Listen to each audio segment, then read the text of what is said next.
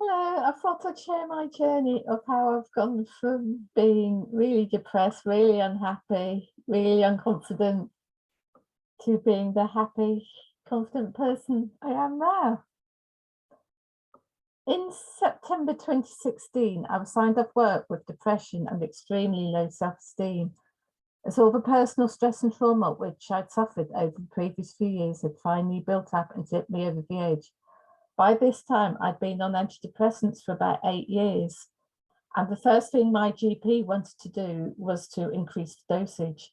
But even in the state I was in at the time, I thought surely if I was on antidepressants, they should be making me happier and not worse.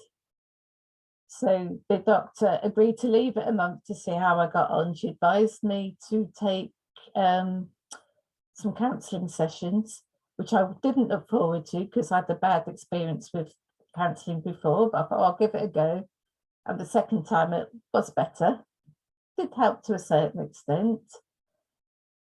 And then when I got home, I started researching to see what else, was there something else I could do? And I found mindfulness, and there's a course starting near me. So I thought, oh, I'll give that a go.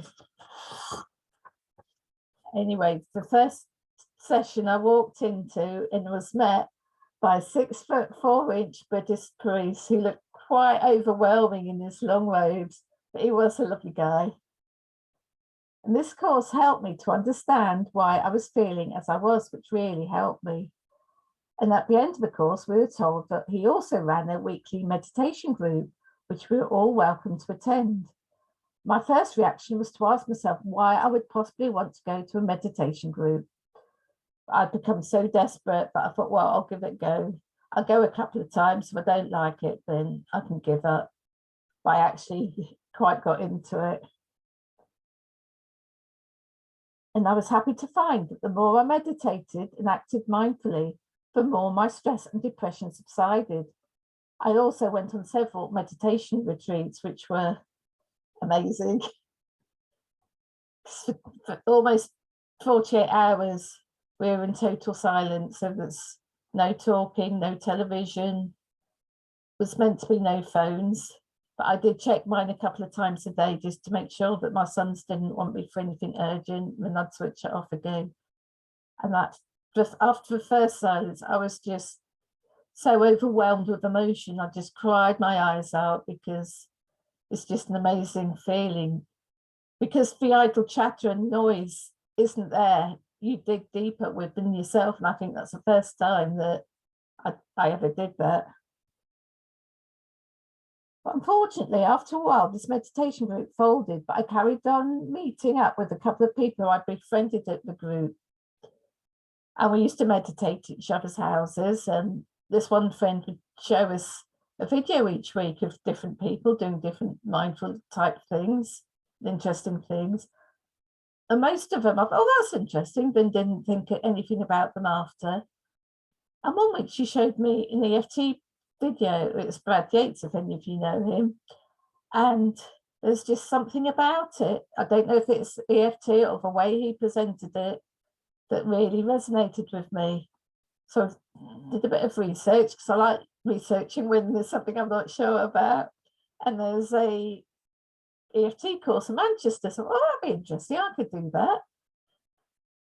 And then I found out, well, actually, if I do this course, I could go on to be an EFT practitioner, which I thought was way out of my league, but I gave it a go, took my time, and I qualified last summer. So I am now actually a qualified EFT practitioner, which when all this started, it just wouldn't have been possible. I wouldn't just have thought it wasn't possible. It just wouldn't have been possible. So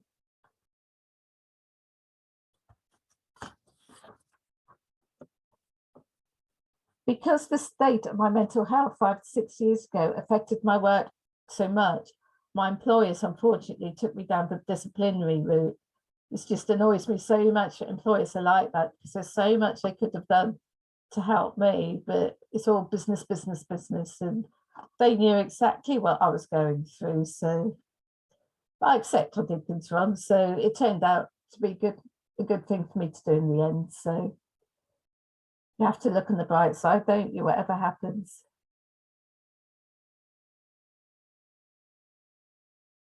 I lost my job within days of me completing the mindfulness course.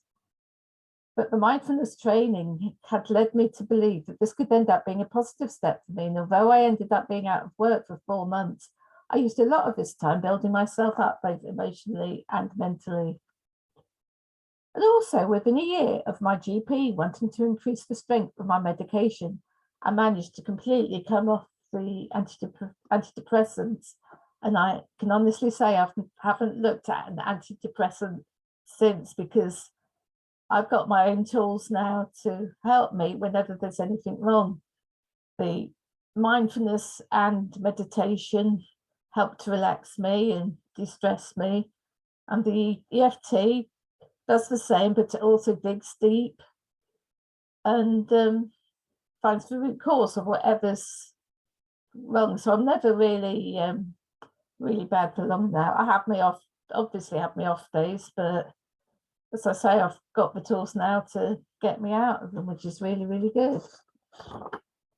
I often wonder where my life would be now if I'd followed my doctor's advice to increase the strength of my antidepressants, and I hadn't looked into mindfulness and started this incredible journey that I've been on. And I've also found that this journey has affected both of my adult sons positively as well, because I have felt so much better and more confident. They have too, and I've helped them get over the issues which affected our family. So it's been really good. And another good lesson which I've found during this time is that it's good to talk. Don't bottle things up, which is what I always used to do, and think that nobody's interested, or that they'll think I'm stupid if I say what's wrong with me. Just say, because if something is upsetting you, then there's a reason for it and it needs to be looked at. And I've also found that the more I've talked about my own issues, the more other people have spoken to me about theirs. And it is amazing, really shocking, what the amount of different stuff that different people are carrying around with them.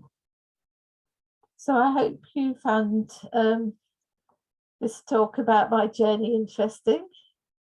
If there's any part of it you'd like to find out more about, then please let me know.